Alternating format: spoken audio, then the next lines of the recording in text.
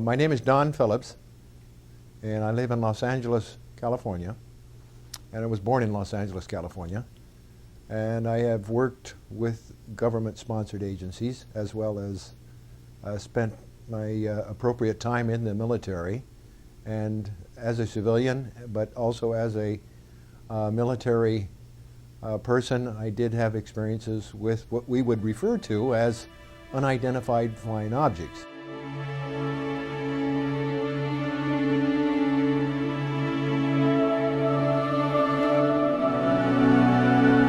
To a time frame about 19 or 20, I started to work for, I entered college after high school, but I also went to work for Lockheed Aircraft Corporation.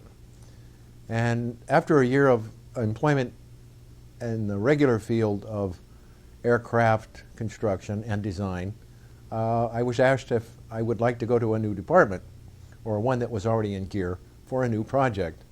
And of course I said yes, not knowing exactly what it was, but I figured that it was in my best interest, and I did have interest in it because I got a little inkling of it from the person, the upper management, that had told me about this. Now, my studies had to do with the design, engineering, mechanical, electrical, and aeronautics. I was a pilot, a private pilot at that time, and still am. And at the time, 1961, 62, I started my new job in what is called the Skunk Works. And I was introduced to the various divisions of the Skunk Works. It was purchasing, expediting, and engineering. I served in all of those during the 60s, and this went through 1965. Our projects were, of course, a contract special aircraft, flying aircraft for the government, the United States government, and other agencies of the government, of course, supplied pilots. And I say this because it's important to the defense of the United States and the free world. Free world means those that believe in the opportunities for all humankind. The projects that I worked on were ongoing, and when I left the employment of the Skunk Works to go into the military, I felt that this is something I wanted to come back to after serving my country. I think it was 1965, actually, when I first went into the military and discovered that some of the assignments that I was put on in Las Vegas, or near Las Vegas, Nevada, were very much in close proximity to our areas where we tested our aircraft, and a lot of commonly known as Area 51. We call it Dreamland, the hog farm, the lake. You know, this place would flood once in a while, and it was really unusable as far as landing and taking off, but that's beside the point. What the side that I know it from is that it is high security, and not really having to spend too much time in the area. I got a lot of feedback from people from my division at the Skunk Works as to what is happening out there. We're testing airplanes, and everybody knows that it tested special aircraft, such as the Blackbird, which I'm very proud of because that's my baby. And it holds some of the world's records to this day. Now, the thing about being in the military in that area is that they were radar sites, and we were attached to Nellis Air Force Base. Now, Nellis is a flight test, or pilot testing, or pilot training base for the U.S. military, but at the same time, it teaches and brings in pilots from other countries. North of Las Vegas, way up at the end of the northeast of the gunnery range, there is what we know as the Area 51.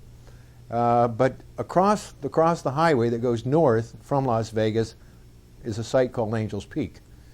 Angels Peak in itself covered the Area 51, covered the demonstration teams, the Thunderbirds as we know them, but it also covered a lot of other area, like the Atomic Energy Commission test grounds to the west and to the north. Angels Peak was a classified radar installation, and it's a lot of radar installations as we know them are up in the middle of nowhere. This one had a nice setting because it was east of Mount Charleston. So we would monitor the aircraft coming from Las Vegas into Area 51 or whatever passed by, and it was whatever passed by that became most interesting one night in 1966 to 67, somewhere in that area. I stayed on base most of the time and heard a lot of commotion about 1 o'clock in the morning. And being that it was the summertime, I thought, well, you know, it must be very warm. We were at 8,000 feet. The radar domes were at 10,500 approximately. And I decided to get up, and I said, wow, it sure is loud. The sound carries a long ways on these days. So I went out, walked up to the main road, and up near my office, which has a short distance to the chow hall. And I thought maybe it was time for the crews to come down for dinner, but it was another hour. When I got to the area where the fellows were standing, there was a group of about 5 people, and they were looking up in the air, and I looked up in the air and saw these objects, lighted objects, moving at tremendous speeds. It's like what we would know as special effects today, and it was in the area slightly to the north and northwest of Mount Charleston. And Mount Charleston, by the way, is over, I think, just about 13,000 feet. So all of a sudden I says, wow, what an aerial show. I didn't think too much of it because it's not something that surprised me that they were doing these kind of acute maneuvers. But right at that instant, when I saw these things making acute angles and traveling, maybe I would estimate 3,000 to 4,000 miles per hour, and then immediately making a acute turn, I knew that they weren't ours. And I had a special background with the Skunk Works, Lockheed Aircraft, Advanced Development and Engineering, that said, these are not ours. And having been a pilot, I'm thinking, what kind of forces these, if there were people in these craft, what kind of forces their bodies are taking. Then I said, well, these have to be guided by some type of intelligent pilot, if you will, and being a pilot. And I thought, wow, how long will this go on? So it went on, apparently, from my point of view, for about another 90 seconds. And then all of a sudden they seemed to group from what would be hundreds of miles in the sky to the east, or to the west, and they came into a circle, rotated in a circle, and then disappeared. And I thought, wow, what a show. So the security sergeant happened to be on duty, and we all looked at each other and says, gee, this is really something.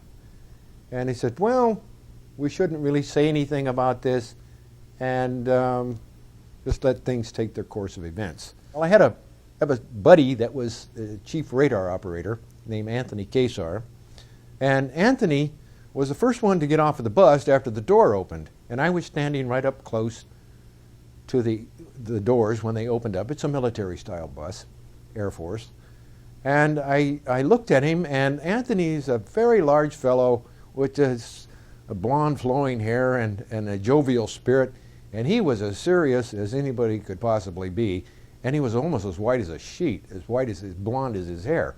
And he'd usually get a good tan as well. But this time he was different, and he took one step down the steps, and he looked at me and he said, did you see those? And I says, yeah, we've been watching him for some of them, the fellows have been watching for the last 4 to 5 minutes, and I've seen him for maybe a little more than 90 seconds. And he says, we saw them on the radar screen, and we documented them. He says, they're not bogeys, they're not apparitions, they are real solid objects. And of course they would have to be, in order to get a fix with radar, the kind of radar we use there, would have to be a solid object. And it's not that we tracked them with the radar, they were they would go in and out of the signal and register that way. And there were, I think he finally documented that there were 6 to 7 because it happened very quick and it's very real. So as far as the inhabitants thereof, we don't know. But the fact that they can perform the maneuvers and travel at the speeds that we estimated, and also as estimated by the radar operators and their scopes. What did they estimate? They estimated around 38 to 4,200 miles per hour equivalent ground speed. I mean, that's really quick. I mean, these things are darting across the sky. First, they look like a star, and then they move in any direction, triangle, or make any kind of a straight line, or just hover. There were, let's say, 5 of us on the ground. That's including myself. And in the radar towers on duty that night, at least 4, plus the officer of the day, and so there's a couple of handfuls of people. Now, when there's an occurrence such as this in the Air Force, most of us had at least secret. Most of us had top secret, and then there's a few that had above top secret clearances. Myself, I dealt with the documents, so of all types, and for that bit of that time period in the service, it was top secret. The people that would record the information, all this is recorded, and it is documented, and then it is signed off, and then it is put in the archives. And our division, our radar squadron, was part of the 26th Air Division, which was in Phoenix, near Phoenix, Arizona.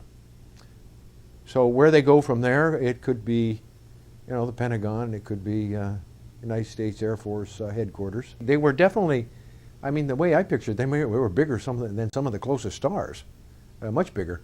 I would say by the size of a 50-cent piece, about, I don't know, about 10, 12 feet away. That's what it looked like. Maybe a little bigger. But like a silver dollar, there we go. And moving across the sky in a manner that did not leave a trail, okay? And not that we could ascertain, but they would just come to a stop and do a 60-degree, 45-degree, 10-degree turn after stopping and immediately reverse this action. And there isn't any, having been a pilot and a military search and rescue pilot along with the flying, there isn't any kind of training that we can take that can bring us into a realm that can withstand that kind of a speed and then stop and immediately go back the opposite direction and accelerate from 0 to up to 3,000 miles an hour. When I was working with the Skunk Works, we signed an agreement with the National Security Agency and the National Security Council, as well as the CIA. And we kept very quiet about things because they always knew where we were and what we were doing. And I automatically had that team spirit, and we were a big family there, and I was very proud of that, having worked directly for Kelly Johnson. I'll put it this way, I'll answer you this way. Yes, there were new projects being launched all the time.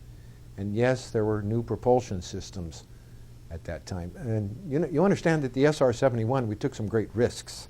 And I feel... Yeah, but that was internal combustion. Yeah, it was, but it was very advanced. And some of the technologies that we learned, I was asked a question by a fellow businessman several years ago, 1997. Do you think that some of your, the technology that you incorporated into that aircraft came from outside sources, outside the planet Earth? And I says, it's very possible. But I says, you have to remember, we came up with some, we still have to make it work here on planet Earth. And yes, there's a good chance, but that, nevertheless, everything worked quite well. And the propulsion systems that you're asking about, I heard that there were, but the left hand never knew what the right hand was doing, and for good reason. Again, they didn't want us asking questions. They wanted to stay focused on the projects that we were working on. I came in at the tail end of the U-2 project. That still continues, the use of that type of aircraft. And went all the way through. The first 4 models that I had to do with design and the construction and the eventual flight test were not the first military models. We have another Air Force in this United States that works on contract, and I won't identify that name. And Dr. Greer, if you have to edit this out, would you please do so?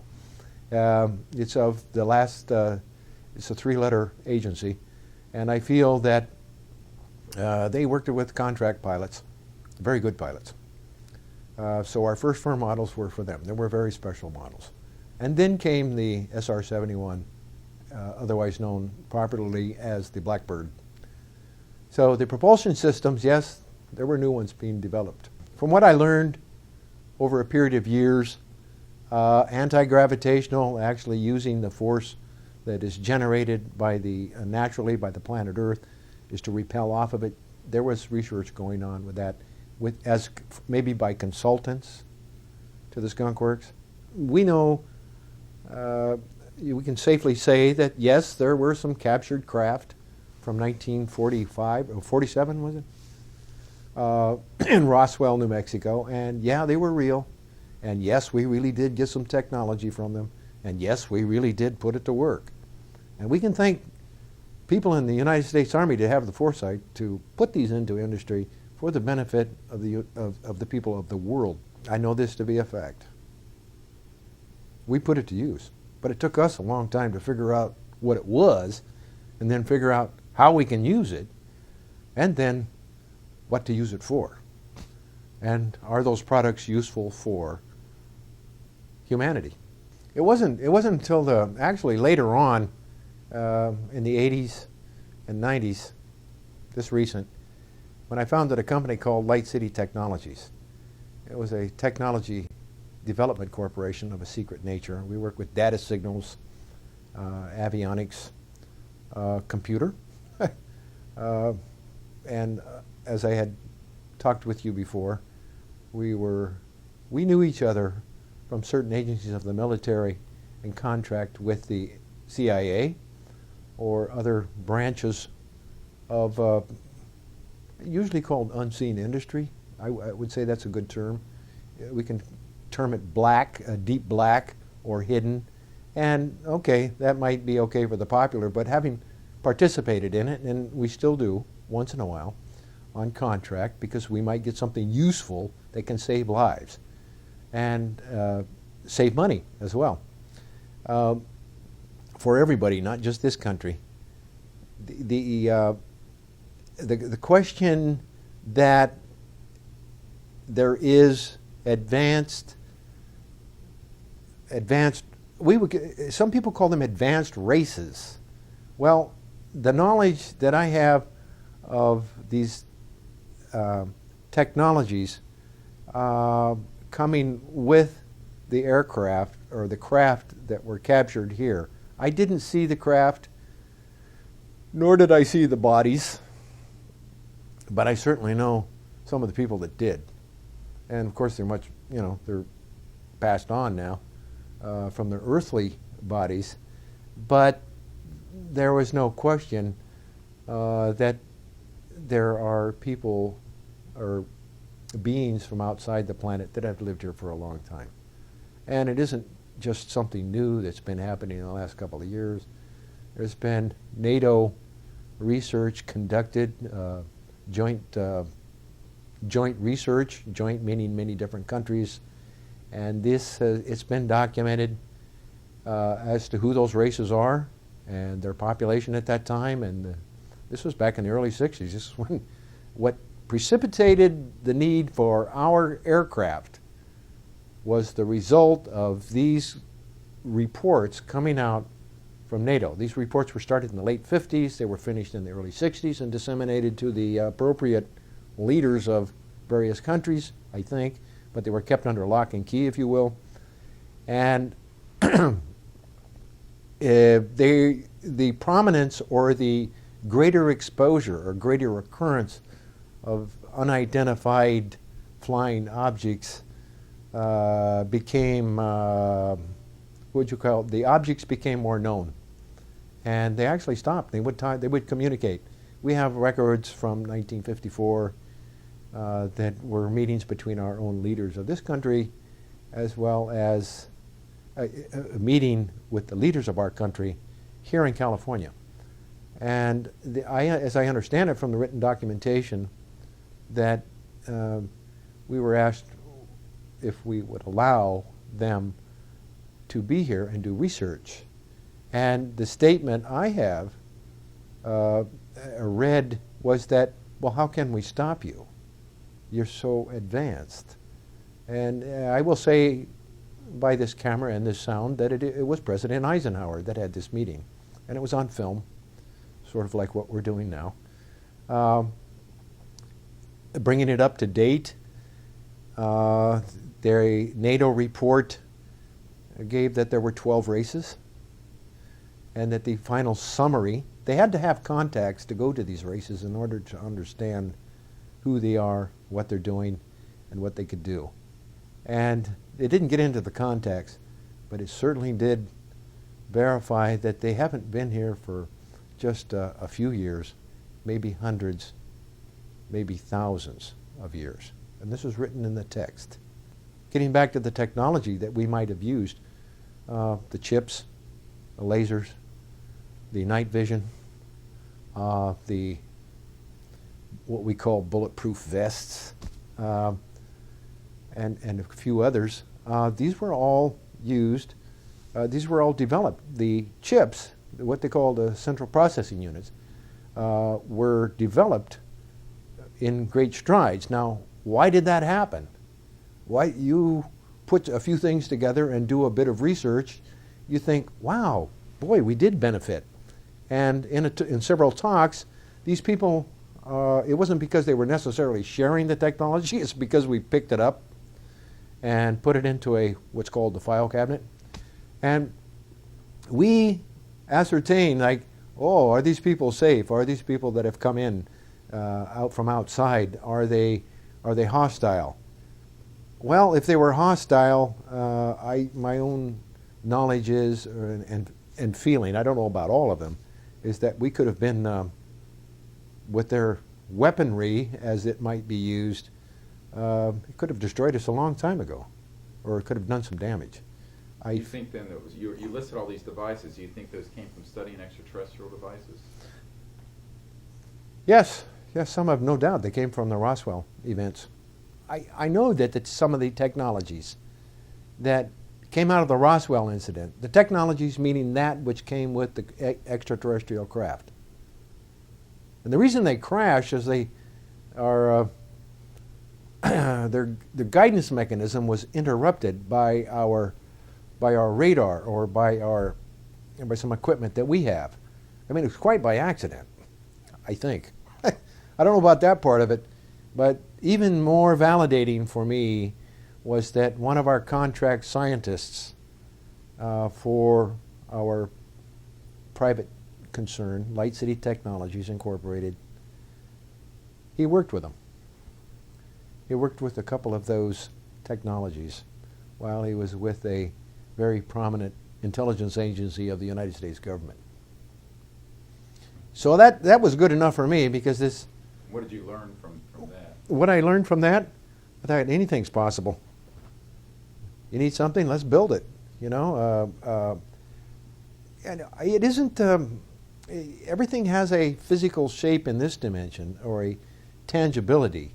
The ideas, everything starts out with an idea. It had to start out with an idea for these visitors to planet Earth, and maybe they had color-coded what we would call fiber optics today that could bend light and that could guide light to one data location to another data location. Well, guess what? We've been talking about it for 6 years.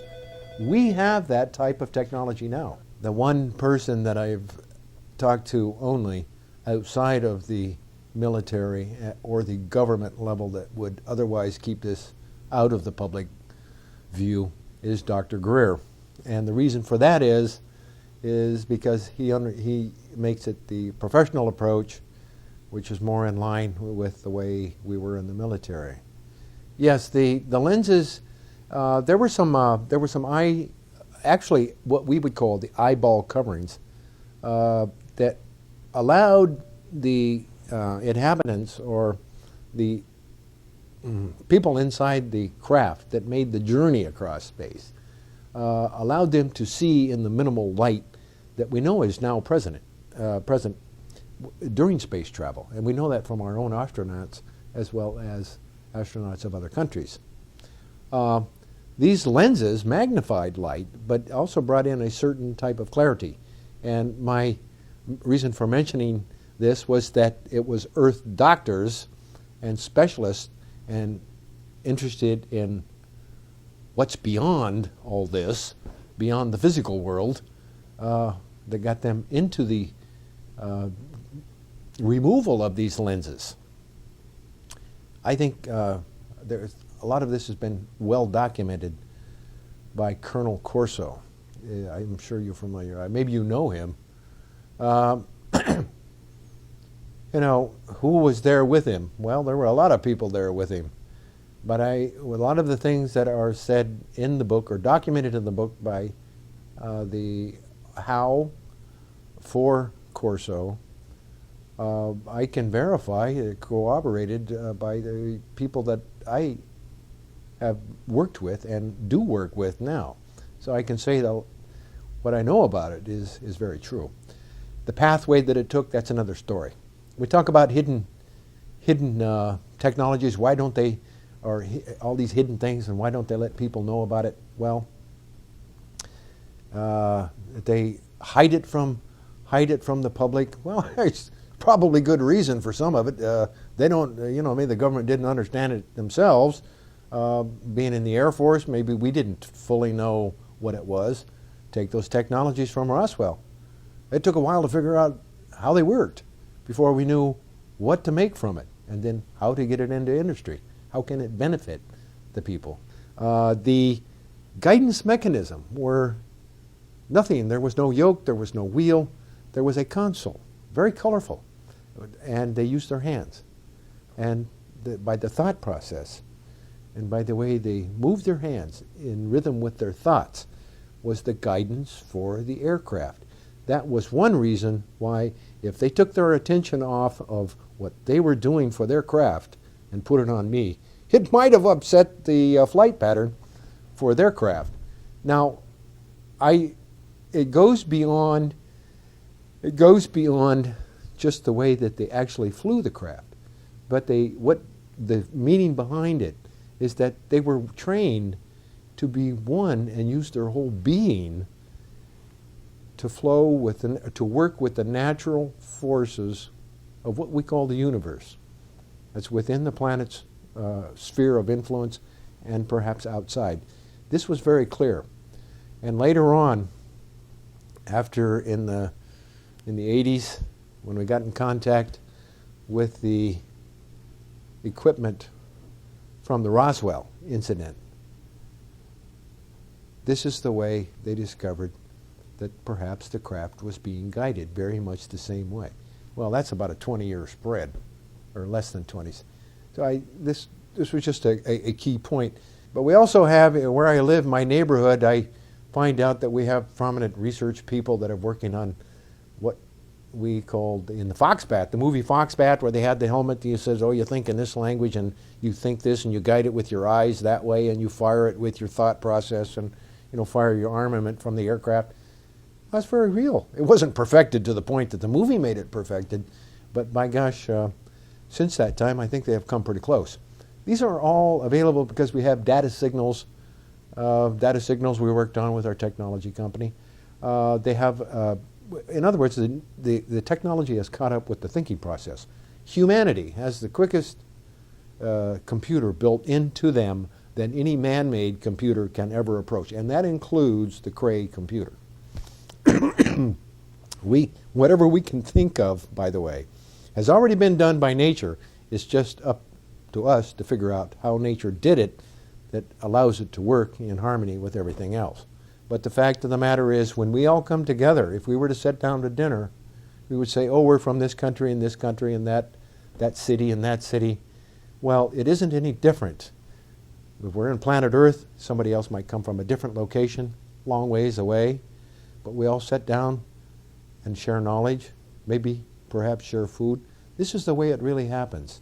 The sensationalism that reporters and newspapers and writers put forth, it doesn't do the public any good. It feeds the desire for sensationalism in people. We naturally have a curiosity, but it can be fed with fact and truth, or it can be fed with sensationalism and half-truth, or no truth at all. How I came to learn of that NATO report, the research report about, the impetus for doing the report in the first place is because during that time period, late 50s, 60s, the Cold War was beginning, and there were ships, flying craft, intruding upon the Russian space, or shall we say the communist space. And then there was flying craft intruding upon our space, and we each was blaming the other, and in doing so, we were ready to push buttons, and we came very close to pushing the buttons that would annihilate perhaps both sides, especially in the war zone, or in that close proximity zone. And before the buttons were pushed, there was a secondary type of control where we call it human reason. It's something that machines can't do. And we thought, wait a minute, we can think very quickly. This is what I mean about computers, the humans having the quickest minds in computers, faster than the Cray. They assessed the situation and said, wait a minute, it's happening to both sides. Something is unusual here. Maybe we should do some research and then do a report, because we still have the weapons, we can still push the buttons, and thus the report. That was the reason for the report. It was because of the unidentified craft encroaching on one another's airspace. It turned out it was both same unidentified craft. And so it led to some very interesting information about civilization, how it occurred here on planet Earth, that these races have been present for a long time, and perhaps they're referred to as some of the wise ones that we know about that helped educate and help train people here. Having been employed working for the CIA and being trained as an observer, there was when you observe something and you follow the pathway, you follow it back to its source, and then you go back further for the reason. Then you get to the crux of the matter, why something may have happened. But then we ascertain why it happened. And I was studying some information, following the pathway on some information that had to do with NASA, that had to do with extraterrestrial visitation, and how real was it. Didn't matter about the sensationalism of it. That's how I came to know of the NATO report. But it was also through the military channels. I had to make some phone calls, and I did. And it was very nice to knock the dust off of those, because we can all say, wow, see where it's progressed since then, if we were willing to talk about it. We worked with the Central Intelligence Agency as contractors. That was during the time of the Skunk Works.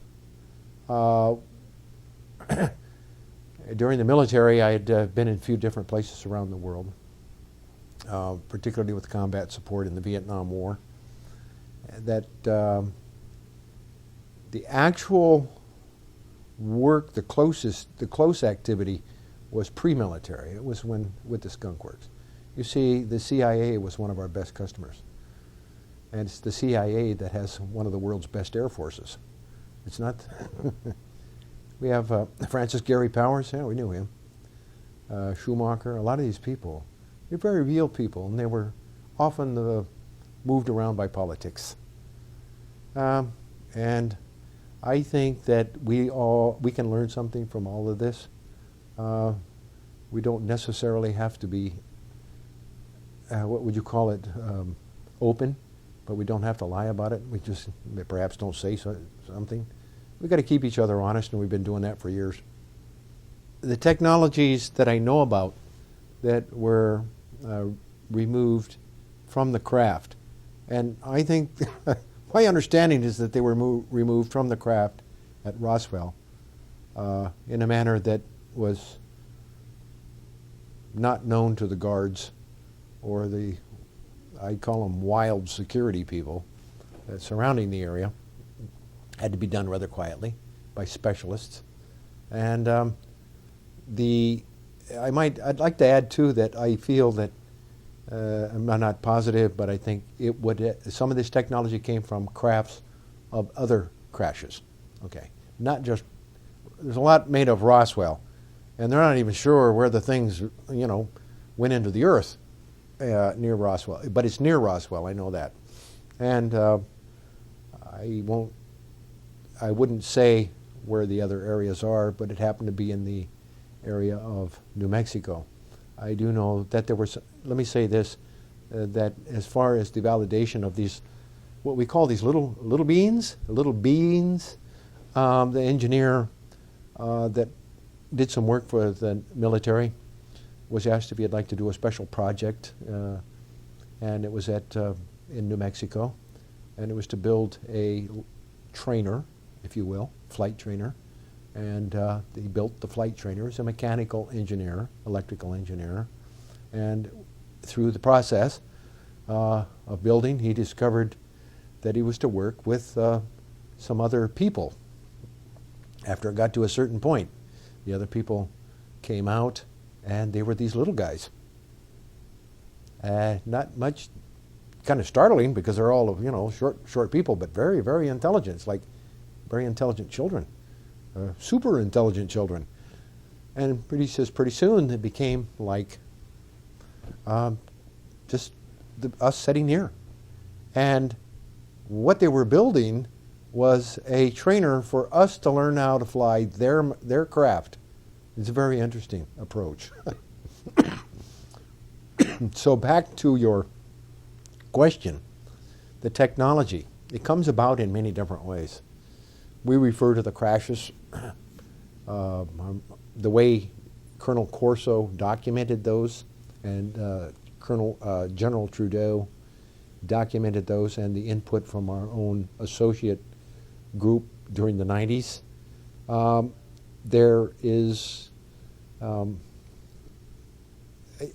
it's the uses, I think more it's the uses where we can, from one particular technology that supposedly came from one of the retrievals. Let's call them retrievals, retrieved technologies. The computer chip, I think, is one of the best examples. The computer chip started out with computers, but then it became used in, video cameras. Then it became used as microcontrollers in automobiles, aircraft. I think they had to. They had to figure out what they were for. They say, hey, well, first of all, it's silicone, and first of all, it is. Or secondarily, it's something that looks like it exists in other realms outside the planet Earth, perhaps. And also fiber optics.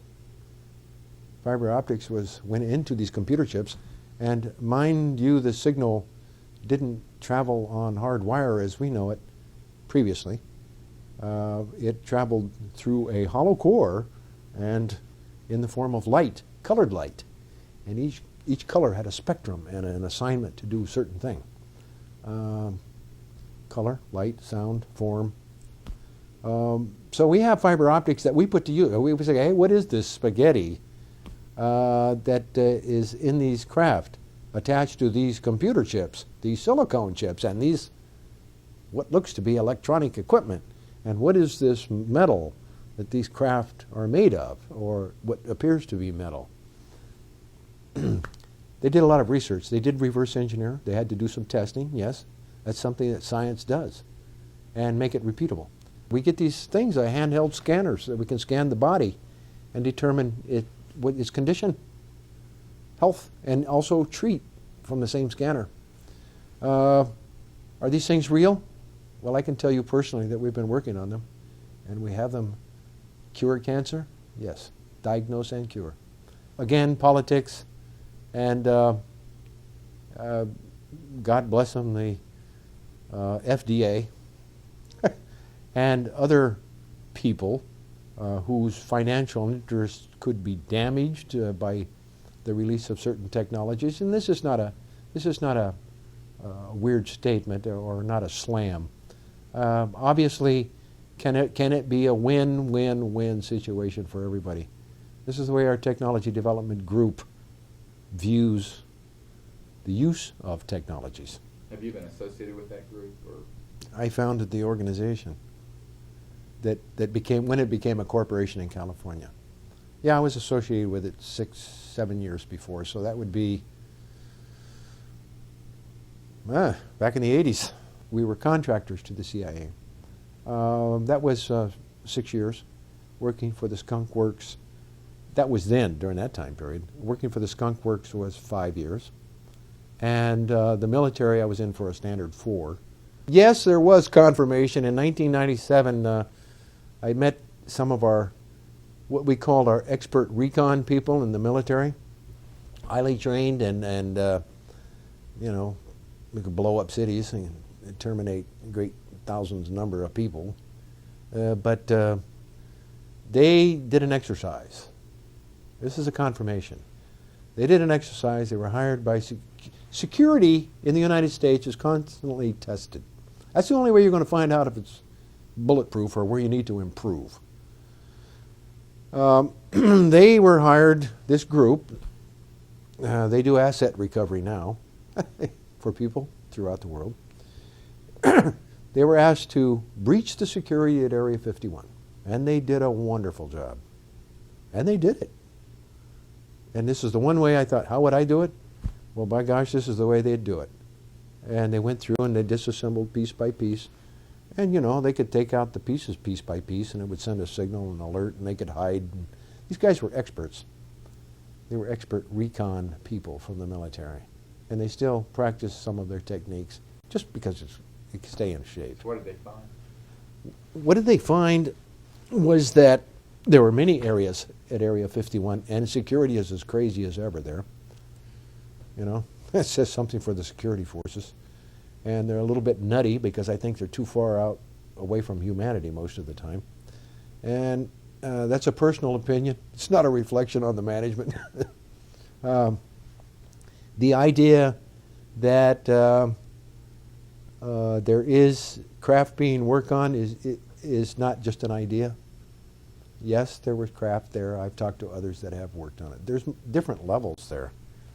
What you see on the surface is not representative of all of the research areas that are there. But where they're actually located, if I were to, you ask me, can you take me there? No, I couldn't do that. I could take you where the hangars are and where the airfields are, the landing. I know there were two prominent people that, to this day, I still know, that founded what we call Area 51. They're two friends. I had no idea. It wasn't until 1995 and 96 that we were talking about all this, swapping stories, if you will, that they told me that they looked at me and said, do you know who it was who actually went out there for Kelly Johnson? And they named the names. I'd like to keep those quiet for now. Okay, that's fine. Because they're still related to, I mean, it could, They're still involved. for the benefit of their families. Mm-hmm. Yeah. Well, they're retired, but they're still involved in, just by contract. DuPont, oh God, IBM, what is now, I think, Western Digital. Well, I've had business dealings with EG&G. They make products for us. They have made products for our corporation, or private sector corporation. They're a contractor. But good. They were responsible for the safe delivery and return of personnel to various work locations. But that isn't it. I mean, that's just a small amount of their work. He says, they're here, right over there, and look at the size of those ships. And it's obvious they don't like us being here. And what he went on to describe was like a lineup of military planes, only here's these craft and their people observing him, and he's observing them, Neil Armstrong. And he said, they don't want us to be here. You have an audio tape of that? No, I have the written communication. There were 3 caves. And this is where in Utah? And somewhere in the Wasatch Mountains. I was trying to line up to take a device, this recording device like this, and do research. They did. They eventually did. The guardians of the caves and the territory have been in the hands of the Native American in that area for hundreds and hundreds and maybe thousands of years. They are taught, they are visited quite often, as they said. These people are not, fringe, what I call fringe thinking. They're very solid. They believe in the Great Spirit, a very solid practice of treating one another here correctly, how you'd want to be treated. The caretakers, as they're called, are visited by these extraterrestrials. But there's some big graves up there with people 7 feet and over. Blonde-haired, red-haired, light-skinned, fairly well preserved. I mean, where do they come from? I don't mean there's just one out of many. Have you seen these, or did you go? I've seen pictures of them. Really? Yeah, I saw it. They brought back still pictures. Not only did they do video, they brought back still pictures. So how they opened up these caves, they look just like mountains. I don't know, who knows? I don't know, but they got in there. Yeah, there's technology, weapons or things that can heal. There's spacecraft, so I'm told. But this travel stone came out of one of them where ancient records are kept. And yeah, it's ancient language. It's a root race language. It's whatever came before the Sanskrit. I think maybe Senator Orrin Hatch of Utah, he came pretty close. Why do you say that? There's a lot going on in Utah. There's a lot going on everywhere. It's where I don't know all of the things. I really don't care. But that's where some of our associate scientists are. I know what some of the things they're working on. What areas, what facilities there in Utah? Well, their own private laboratories. This guy, I guess he was the chief master sergeant, a sergeant of sergeants or something. The who's who of stripes. He came into the office one day and he said, I was on the commander's staff. And when becoming an officer, I'm still on the commander's staff. Comes in and he looks at me, and I really like the guy because he had the depth of his spirit, besides being a good military man. And I said, he looked at me, he said, you work for Kelly. And I knew where the records were. Because we don't exist, and we never worked there, and the project never existed. And this conversation never happened tonight. That kind of thing. But when he says, you worked for Kelly, that was a way of saying, we've looked at your records. Do you want to complete your degree? Yes. Barry Goldwater was my sponsor. He was the commander's close buddy. But we knew him as General Goldwater. I'm very proud of that. And I served it well. Do you know if Kelly Johnson knew of the UFO and ET issue at all? Oh, yeah. I would say he did. But he was focused on developing a job. There were 5 people in the world of his caliber. And there were 3 of them, 3 of that caliber in the United States. One was Kelly Johnson. The other one was Jack Northrop, who lived in my neighborhood. Kelly Johnson lived in our neighborhood. I mean, he lived across the Verdugo Valley. He overlooked the... he looked like a chipmunk to me, the greatest chipmunk in the world. They call him the chipmunk. In fact, the skunk, that's where the skunk, you know, sort of like a chipmunk, that was our symbol. So all of these things are tied together in some way, linked, but not necessarily everybody knowing each other, but were they all headed in the same direction? You know, we assume they were, but the right hand and the left hand and our levels of engineering, yeah, we knew what we were working on and what the probabilities were springing from it and future development, but where they ultimately were led, where it led and what would spring from that, how it was used. I learned one thing from an associate scientist, development scientist, somebody whom I have the highest respect, who was with the CIA. He says, you know, the first thing we want to determine is who's turning the wheels on any project. He says, that's when we decide. This is what I did when I was with the CIA, he said. This is what I analyzed before I said yes on taking on a project. You see, who's turning the wheels? What's the motivation? Why is it being done? I asked, after we first talked, I analyzed, why is Dr. Stephen Greer doing this? I've done my research, some of it, or maybe a lot of it. And I've watched the happening. And you've been very dedicated to what you're doing and professional. And that's why I'm here tonight. That's why I'm speaking with you. Thank you. Glad you're here. And we still have those contacts around the world that can verify a lot of things. We all have our agreements that we signed, and they're still, you know, to be honored.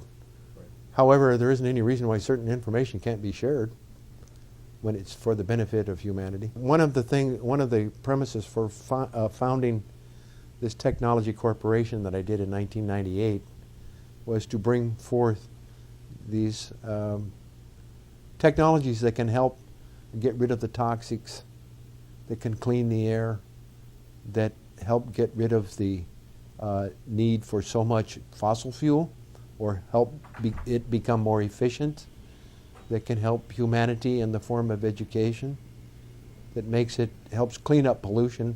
I already said that in various forms. Yes, it is time.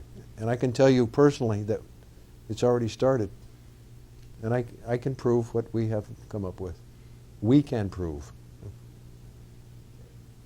Are these energy generation systems, or can you speak about them? The energy generation systems that the associates have brought forth deal with using natural energies from planet Earth. And there is a natural harmonics of the planet. It's already been proven. One of our own Air Force research members, I think out of Wright-Patterson, or Dayton, Ohio, pardon me, mapped the energy system of the planet Earth. They've also discovered that there are craft underneath that sand. Flying craft. I've never seen them, I don't know. NASA itself got involved in spending $10 million of our taxpayer money to go in and get a certain thing that's only written about in mythology and history. Go back, bring it out and try to duplicate it. Okay? This I know to be true.